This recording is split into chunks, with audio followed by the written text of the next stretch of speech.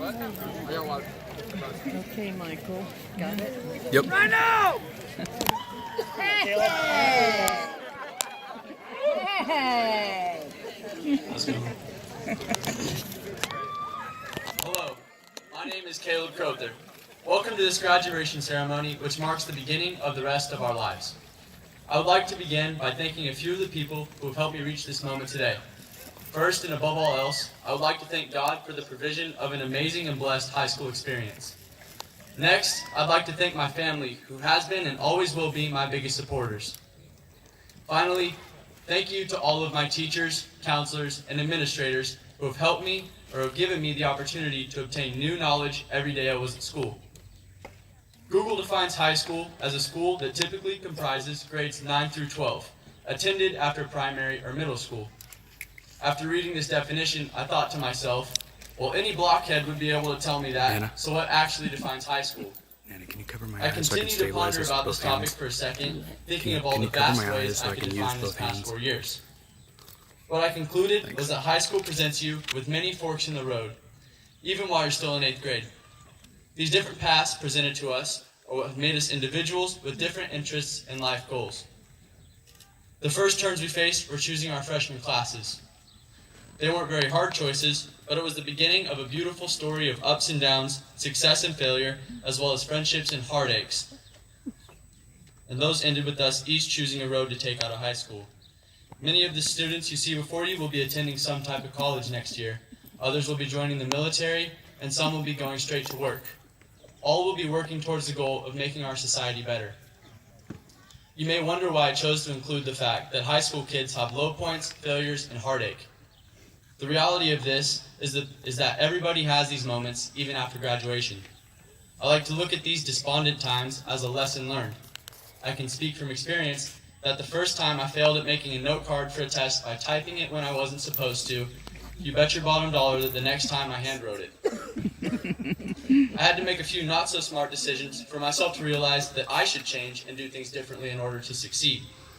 I learned that when you're faced with troubles, asking, why is this happening to me, can be a dangerous question to ask that you might not want to know the answer to anyways. Instead, face your trials head on, even if you feel like you can't win. If anything, you will learn from your mistakes. On the flip side of the coin, there may be cases where you fail at something time and time again, but you don't learn anything. This may happen because you might be trying to do something you simply weren't made to do. We all can't be good at the same things. Just imagine how boring the NBA would be if every player was as good as Steph Curry. To the graduates, a piece of wisdom I will give to you is to figure out what your strong points are, as well as what you're passionate about, and make a career that will bring fulfillment to both of these traits. One more piece of advice I have for our graduates today is to be quick to listen to what others have to say, become slow to talk about yourself, and be slow to become upset. These words can be challenging to live by, but they will take you far in life. It is important to listen to what others have to say because you will never know what someone has to offer until you hear their ideas.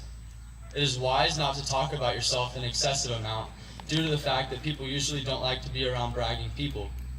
Listening comes back into play here because when you listen to others more than you speak, you might learn something useful. Last but not least in this situation, being slow to become angry, in other words being patient, is valuable because you will save yourself a lot of wasted time spent being bitter throughout your life. I must admit, I fail at holding true to these principles sometimes because I am human, but then again, we all are. When you fail, just remember to learn from it. I believe that I and everyone sitting behind me will be walking away from Sutter full of memories that will last a lifetime. I know that I still hear stories from my dad about his high school days with his friends, which never fail to make me laugh. These mental pictures we keep will serve as a friend when we feel alone, story time on a rainy day, and a reminder of who we really are deep down. For example, I will never forget when Tommy Alexander and I dunked on Coach Reynolds our freshman year in his health class. Or that one time sophomore year when Preston Hick slid across a table at a rally. Or starting the prayer circle before school junior year. And I could never forget senior year when the class of 2018 held the first ever senior campout, which also turned out to be the windiest senior campout to date. It's times like those where I look back and instantly break into a smile. I know many of the students behind me will miss the times we shared together, but now it is time for us to branch out and make new lifetime memories with new people. Before closing, I'd like to give a final piece of advice to the classes of 19, 20, and 21. You may have figured this out by now, but in case you hadn't, I'd like to say to you that high school is what you make it to be. You, the individual, are the one who decides what activities you will involve yourself in, whether those are good or bad. My hope is that you realize how permanent some things are. To paraphrase Maya Angelou, people will always remember how you made them feel. My prayer is that you will spread positivity and love this upcoming school year, but ultimately, you make the choices of how you want to be remembered.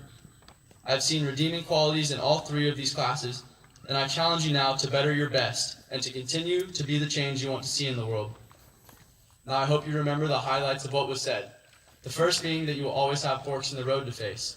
Whatever decision you make will affect the path you journey throughout your life, so make good choices and send it.